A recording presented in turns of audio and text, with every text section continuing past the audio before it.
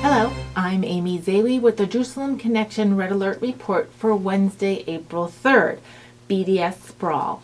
BDS means boycott, divest, and sanction, and it's a political, economic, and PR movement to strangle the nation of Israel through eliminating it from being an actor on the world stage. The roots behind it are rooted in the same organizations that want to remove Israel from the map physically and through force. Anti-Semitic events on U.S. college campuses doubled in number between 2017 and 2018. 2 weeks ago, all 28 members of the European Union voted and declared that Israel does not have sovereignty over the Golan. President Trump, however, declared otherwise, publicly signing a declaration noting that Israel does have sovereignty over the Golan, thus ensuring our perspective, the United States perspective, that this is a strategic point for Israeli safety. As well, President Trump had to sign an executive order protecting free speech on college campuses. Now, you would think that that would be inherent in our laws, that we have free speech in America, but it is something that's been stifled on college campuses. Particularly to note that conservative or right-of-center politics and speakers on college campuses are often silenced or not allowed to speak for some supposed divisiveness. Speakers such as Ben Shapiro. As well, many of the conservative speakers happen to be pro-Israel or Zionist, and they are often left with no voice on a college campus, while at the same time, speakers in the name of freedom of speech are espousing all sorts of hatred and destruction of Israel on college campuses unfettered. So while the executive order signed by President Trump may not have been rooted in Israel as a key point, it is certainly among the factors that required its necessity. Please note that in America, an executive order does not create new law. It is actually an order designed to ensure that existing law is carried out and executed from its original intent.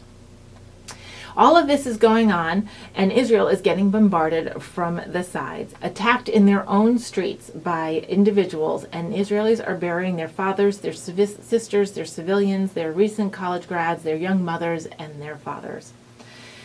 Again, a tragic crime against two Muslim mosques in New Zealand on March 15th. Well, this was committed by a hate-filled person who, by his own postings, aligns himself best with communist China and eco-fascists. This was a horrible event and deserves the condolences and prayers as they have been getting from all sorts of communities, including Christian, Jews, and otherwise. And rightly so, the world should be outraged. And yet, one of the lead clerics just recently in a speech actually blamed the origin of the attack on Mossad. So that does not help the road to peace in any way, shape, or form. As well, AIPAC was going on in Washington, D.C. just last week, and Benjamin Netanyahu was unable to attend because of the rocket bombardment on Israel.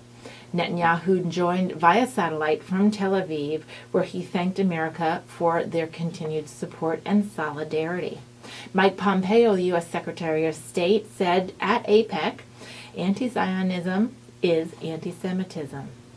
Nancy Pelosi also was at AIPAC, and she is quoted to have announced to be anti-Semitic is to be anti-American and has no place in our country.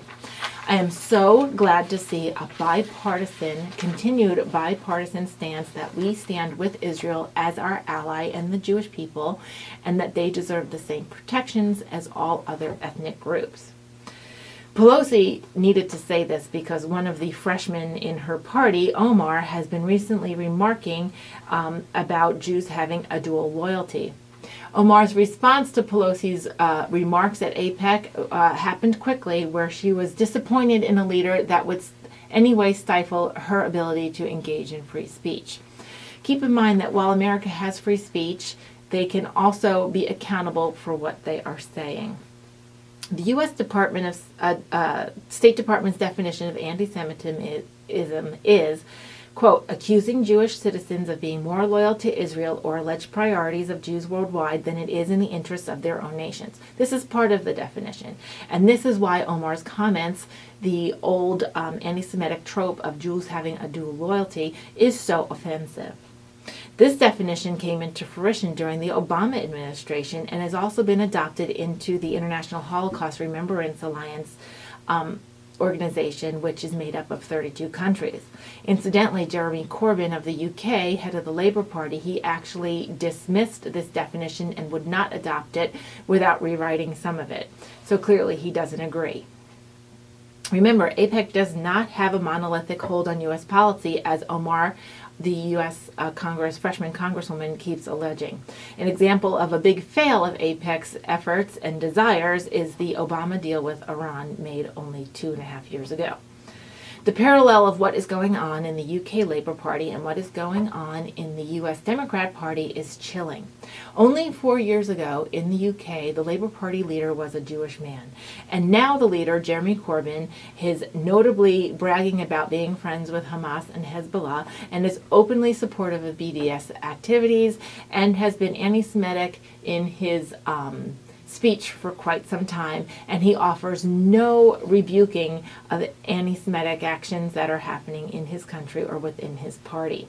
A woman named Joan Ryan, a non-Jewish member of parliament from the UK and member of the Labour Party, traveled to AIPAC last week to give a speech. She traveled all the way to the AIPAC conference to warn them about what happened to the Labour Party in its just a few short years. She never would have believed it, she said, 3.5 years ago, that the Labour Party would turn so virulently anti-Semitic so quickly. Luciana Berger, a prominent Jewish member of parliament, said that the Labour Party has left her. She had been a member of the Labour Party for about 40 years, elected from a Liverpool jurisdiction. She now had to hire a personal security detail to protect her from her own party members, as they are abusive to her, calling her a disruptive Zionist and presenting hostilities and threats against her. Unfortunately, she did have to leave the party and start a new one with 8 other Jewish members. This is a problem in the Democrat Party that's in its infancy, and people in the UK are crying for us to listen here in America that there is no place for the anti-Semitism among its Democrat, and when I mean Democrat, I mean little d, but a free-loving society that has elected officials to engage in the rule of law. It is more horribly shocking to see that these people are being elected into position. And keep in mind, in the UK, they have a little bit of a different setup, where an elected official, for example, and a Jewish elected official can then be deselected by the anti-Jewish leadership in performing the duties that they were sent to elect. In America, we cannot simply unseat Omar just because we don't like her policies, but certainly, as some of the Democrat leaders had noted, as well as Republican leaders, she can be unseated from the Foreign Affairs Committee. We need to keep a careful watch on the infiltration of anti-Semitism into the United States government, especially after we've had years of progress where BDS and anti-Semitic activities have always had a bipartisan pushback and legislation as such. Tlaib and Omar and AOC and others are gaining momentum and boldness as the leadership, including Pelosi, while mild in its rebuke, are not pushing back. I'm hoping that the citizens of their jurisdictions can see the light of what is going on in the people they elected and elect different people in the next cycle. Let's all be praying for that.